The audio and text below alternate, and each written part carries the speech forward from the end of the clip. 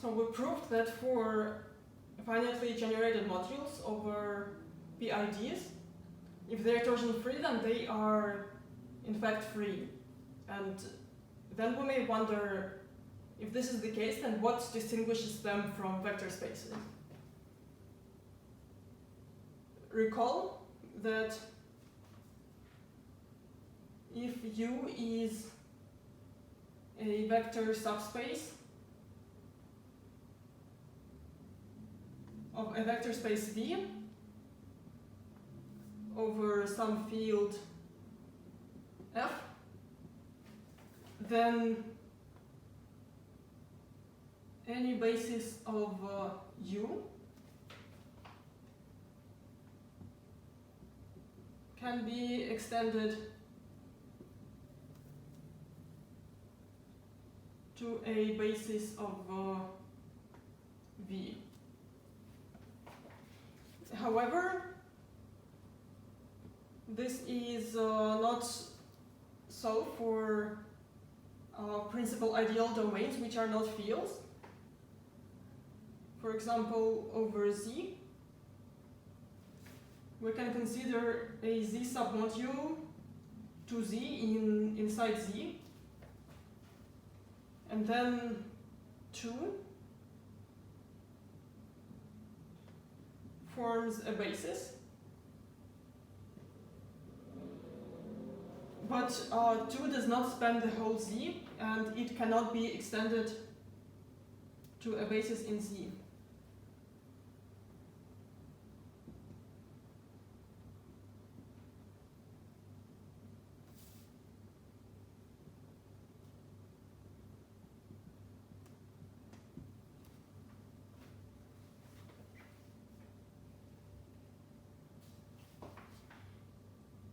So the next best thing that we can hope for is so-called aligned bases in a module and submodule.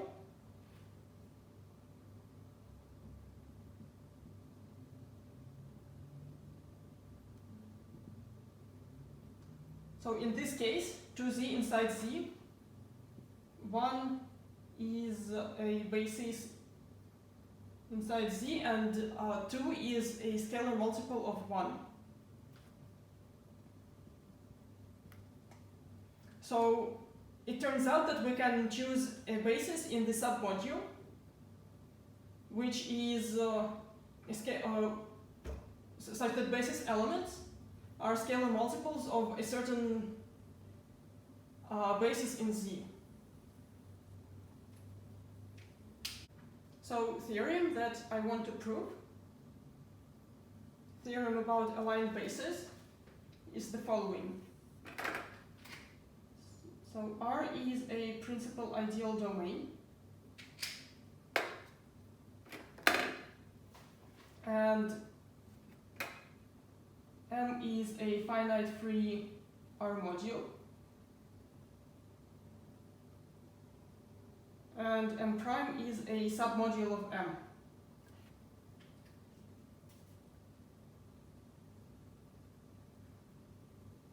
In particular, it is also finite free of not greater rank. Then there exist aligned bases, which means that there exists a basis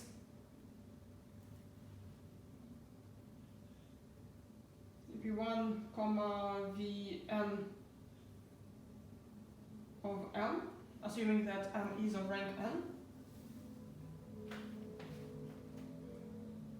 And there exist scalars A1 through AK for k at most n, where k is the rank of M prime, such that A1 V1 ... AK VK. This is a basis of the submodule.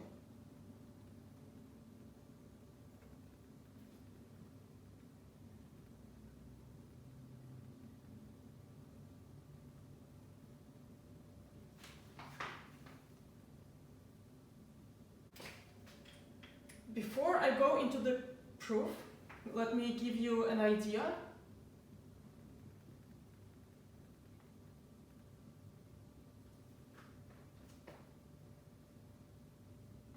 So M prime is a finite free module Rk, which is embedded into a finite free R module M, which we can write as Rm. And so we can write the inclusion as a matrix M times K matrix A from Rk to Rm.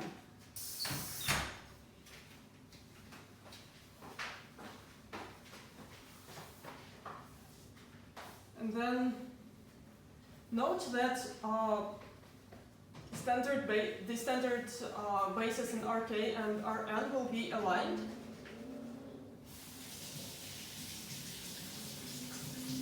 If and only if this matrix A is diagonal.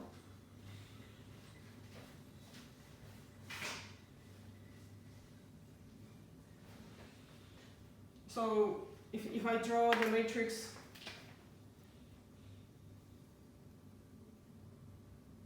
like this rectangle, there can only be non-zero entries in position 1, 1, 2, 2, 3, 3, etc. And everything else is 0.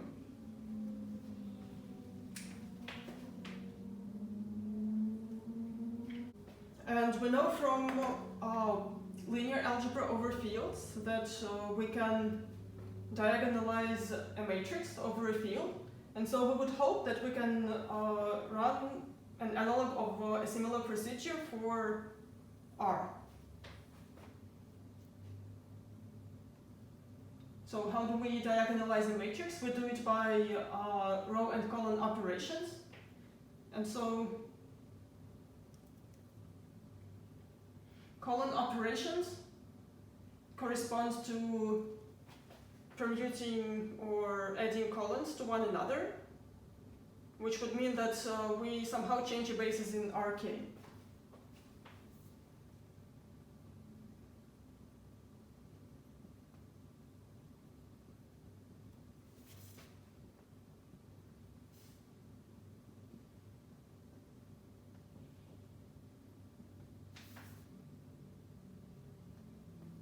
And similarly, change of basis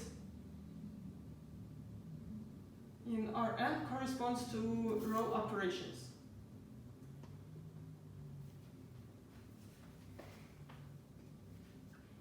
And therefore, what we want is to diagonalize A using row and column operations.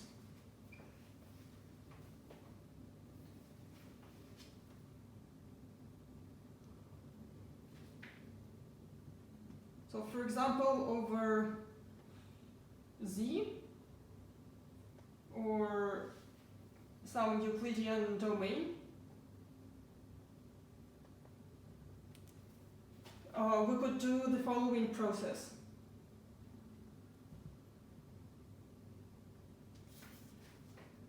So we find entry with a non-zero entry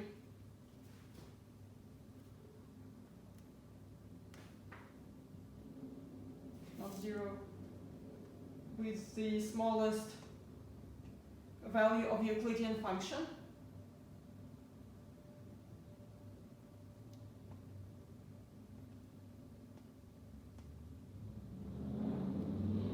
And by swapping rows and columns, we can put it in the place 1, 1 here. So without loss of generality, this entry is A1, 1.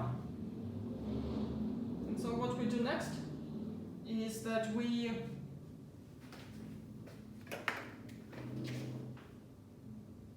have this A11 here, and all elements in the row, in the first column and in the first row, are either 0 or have a greater value of the Euclidean function. So I divide it with remainder. Divide A1i and AJ1 by A11 with remainder, and subtract corresponding multiples of the first row from the lower rows and from the first column to the lower columns. And so I either get that all these elements become 0,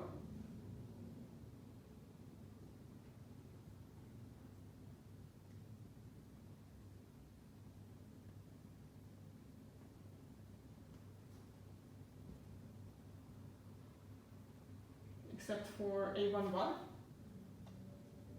or there exists an entry somewhere here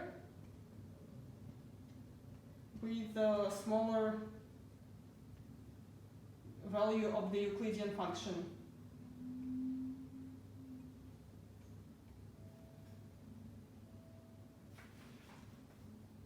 And in the first case, we can reduce our consideration to a smaller matrix and run the same argument for it. And in the second case, we repeat the process from the first step. And because Euclidean algorithm is finite, and because we have only a finite number of elements in the matrix, we only do a finite number of steps in this algorithm. And so eventually we get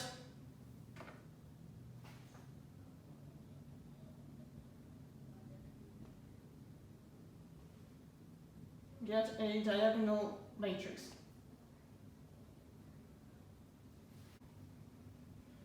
But there is a problem with this algorithm.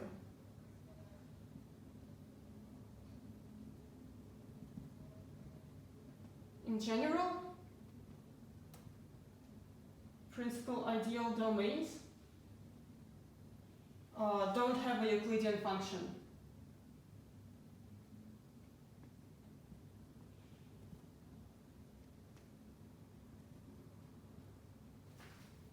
So we need to introduce some smarter notion of smallest, and some smarter notion of eliminating elements in the first row and column.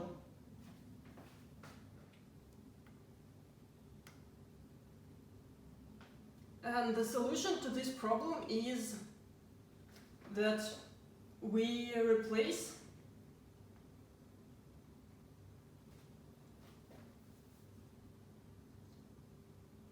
the notion of smallest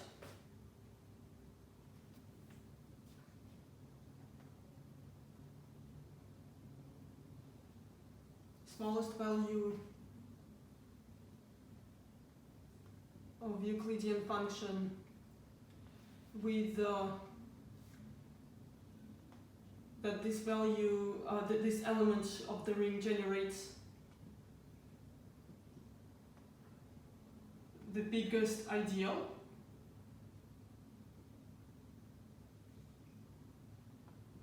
Biggest with respect to inclusion.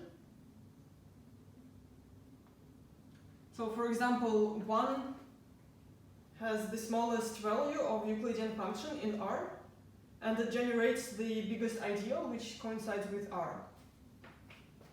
And if we don't have any unit elements in the matrix, then we would pick one that generates the biggest ideal. But then note that we were performing row and column operations other than swapping rows and columns. So in fact we were writing linear combinations of elements in rows and columns. And so we replace linear combinations of matrix entries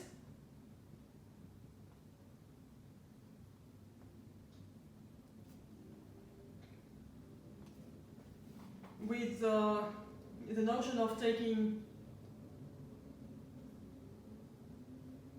ideals in R that are of the form phi of M prime, where phi goes from M to R. So phi is any linear functional on R, so it corresponds to taking a linear combination of vector entries in M. M is a free module. And so we take, if we restrict phi to M prime, it would mean that we can only generate this ideal by taking linear combinations of matrix entries. And so the upshot is that we will iteratively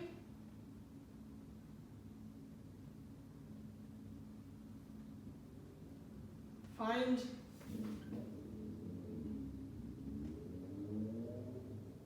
largest ideals of the form phi of M prime, where phi varies over all over all homomorphisms from M to R. And now I'm ready to start the actual proof.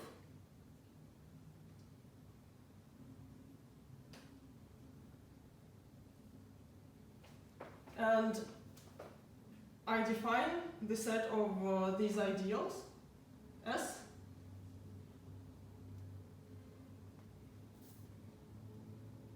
phi of M prime, where phi ranges over all our linear homomorphisms from M to R. So it is a set of certain ideals in R.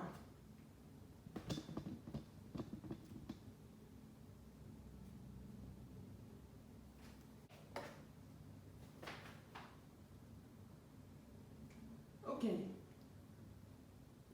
So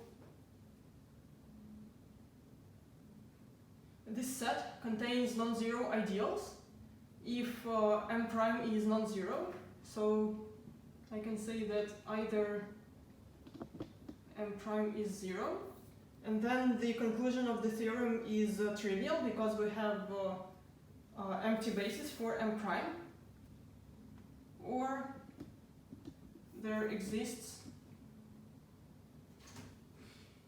a non-zero ideal A1 in S, which is maximal with respect to inclusion, and it is maximal in S.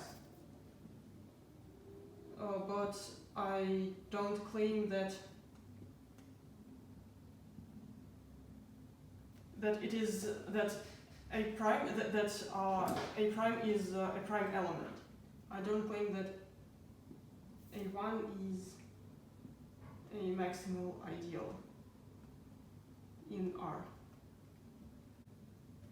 I can prove the existence of maximal elements in this set because if I have a chain of an ascending chain of principal ideals, I know that in principal ideal domains it necessarily terminates, and therefore I can choose a maximal element in S. So since this ideal is of the form phi of m prime for some I, for some phi, then it means that there exists an element m1 in m prime such that a1 is equal to phi applied to m1. I can denote this phi by phi1 because to show that all a1, phi1 and m1 are the first step that we are performing.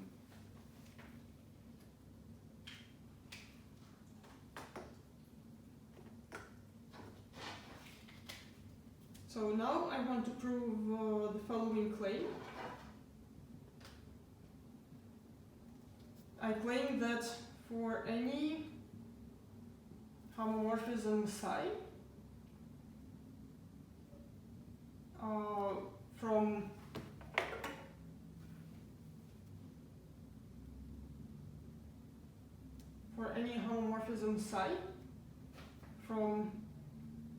M to R, the image of M1 under psi is divisible by A1. So A1 divides psi of M1. I will prove the claim up here. So denote by B the image of psi of M1. It is an element in R. Then, since R is a principal ideal domain, there exists an element that generates the ideal, which is generated by A and B together. So D lies in this ideal, so there exist X and Y in R, such that D is XA plus YB. And so I can say that D is equal to X times, A1. So I can say that D is equal to X times A1, which is phi1 of M1, plus Y times B, which is psi of M1. I introduced the structure of an R module on this set of homomorphisms, and I use it to continue this sequence of equalities and write the module homomorphism x phi1 plus y psi. And this is applied to M1. And so this element is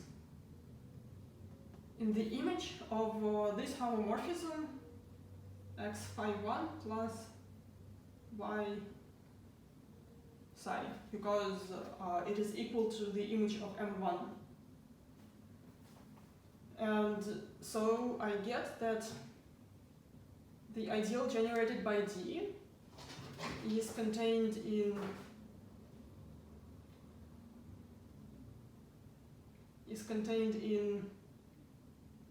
the image of this homomorphism x phi1 plus y psi, but restricted to M prime, because M1 is an element of M prime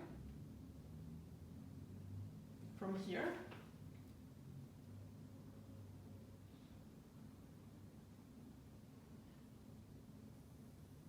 And we also have that A1 is contained in the ideal generated by D, so ideal generated by just A1 is contained in here. But this ideal belongs to S because it is the image of M1, so it is like of this form. And A1 was maximal, a maximal element of S here. So I conclude that A1 is equal to this ideal. And because we have that these two ideals are equal, then A1 must also coincide, must also generate the ideal generated by D. So A1 is equal to D is equal to A1 comma B, which means that B is in A1, which means that A1 divides B, and B is psi of M1. And this proves the claim. We proved that A1 divides psi of M1.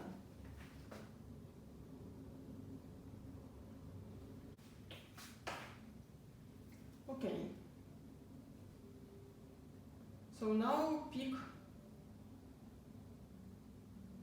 some basis of M and denoted by E1 through En, 1 dot dot En.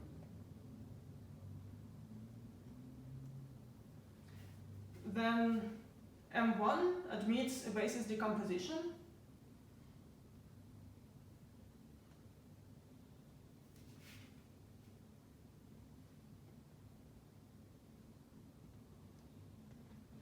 C1 E1 plus dot dot plus Cn En, or using sigma notation, we get the sum of Ci Ei. So now I can define function psi I from M to R, which takes an element M and sends it to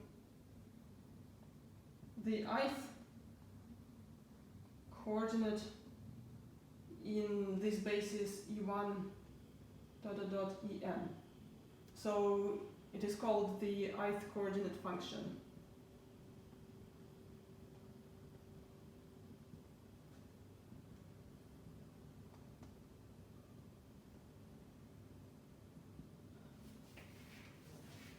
And note that psi I evaluated at M1 takes the ith coordinate of M1, so it is Ci. And by this claim, A1 divides Ci.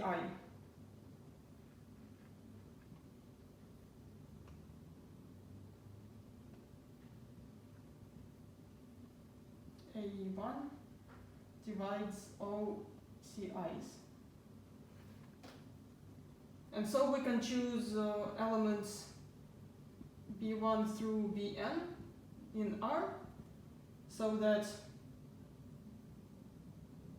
Ci is equal to A1 times Bi. And then the basis decomposition of M1 really becomes, so we change Ci for A1 times Bi, Ei.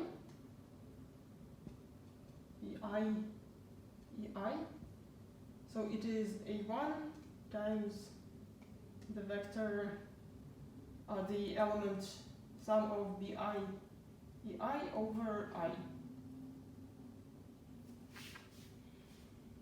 And then I denote by V1 this sum in the parentheses. And I will be working towards showing that V1 is the first element of our basis of our aligned basis.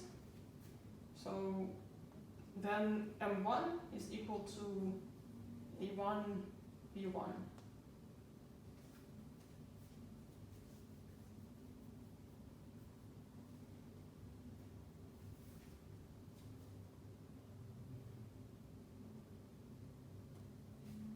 So first I want to note that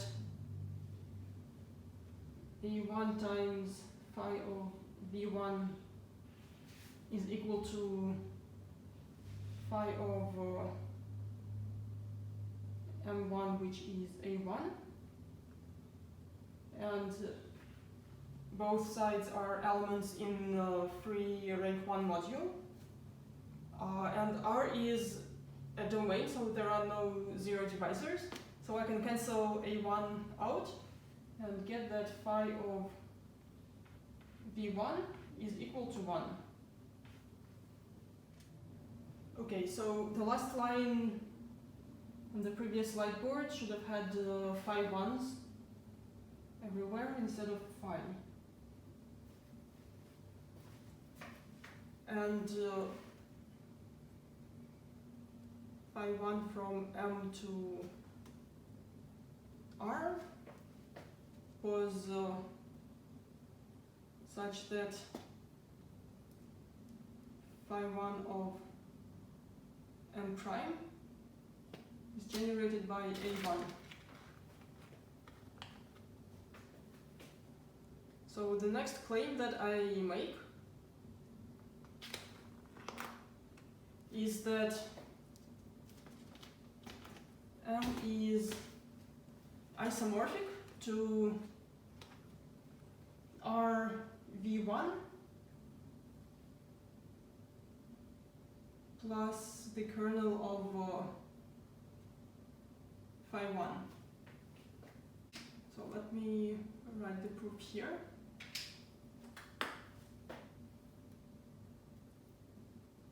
For the proof, we have phi 1 from M to R, and note that by the previous line, phi 1 evaluated at V1 is equal to 1. So phi 1 is in fact surjective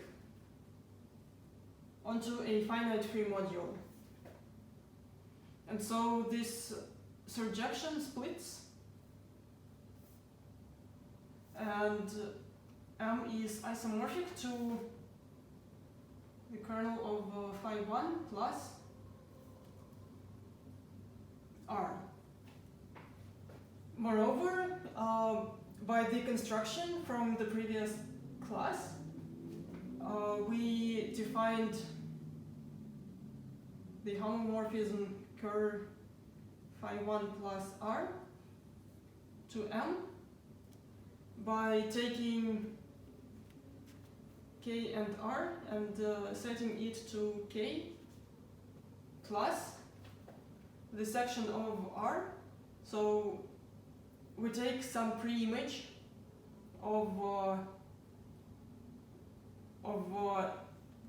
1 in R, and we can take V1 as this pre-image.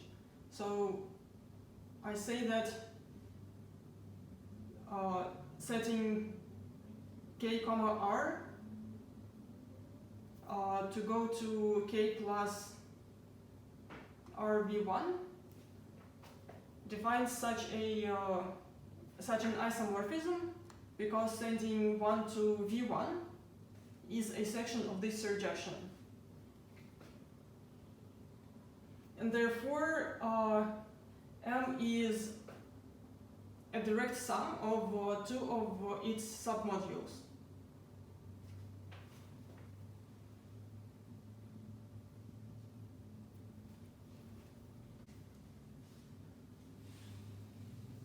Now, RV1 is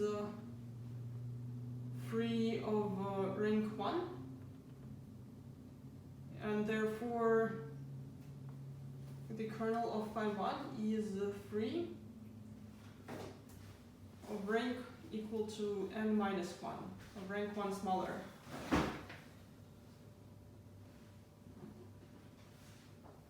So we know that the kernel of phi1 is a submodule of a free module, and since R is a principal ideal domain, it must be free. And if we add two free modules, their ranks add together, so we must have n minus 1 here. Further, I claim that this direct sum decomposition restricts to M prime as follows. So M prime is isomorphic to R A1 B1 plus M prime intersected with the kernel of phi1. And the proof would be very similar. So here,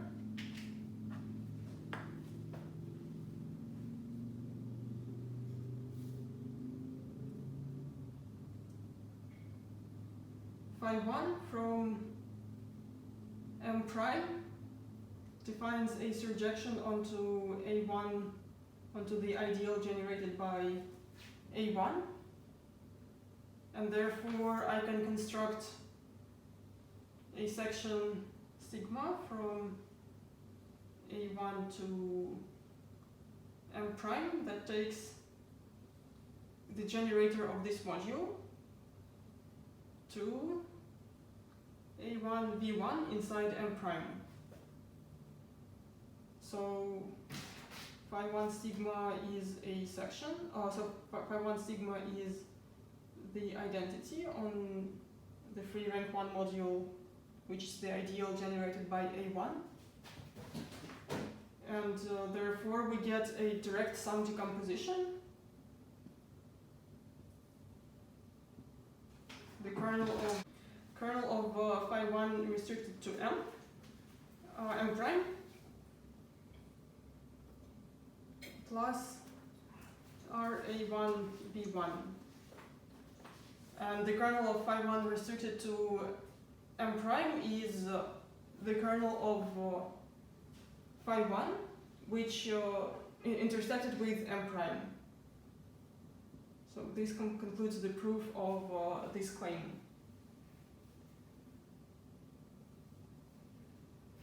And so we get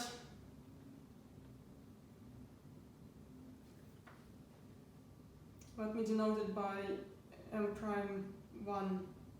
We get M prime intersected with the kernel of phi1, and M1 is the kernel of phi1.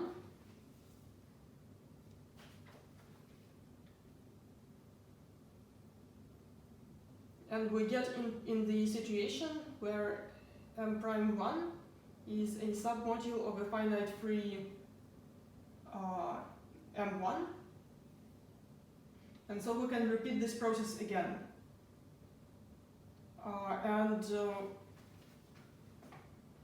At some point we will arrive to the case K prime inside Mk. And Mk prime will be equal to 0 because we assume that M prime is of rank K.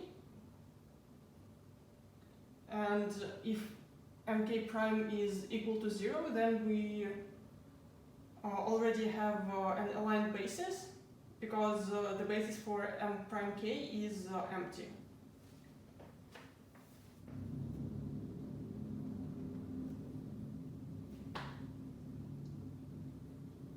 So by descending induction, we would arrive to the case when M prime K is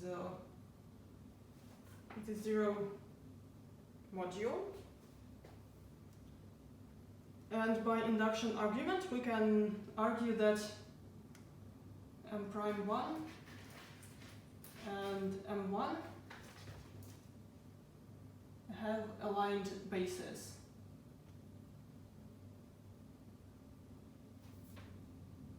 and therefore R A1 B1 direct sum M prime 1 inside RB1 plus M1. Therefore, these direct sums also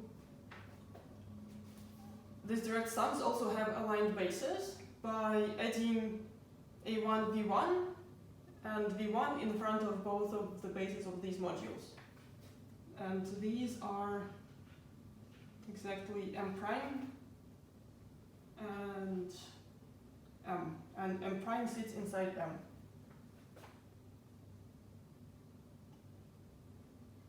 And this concludes the long proof.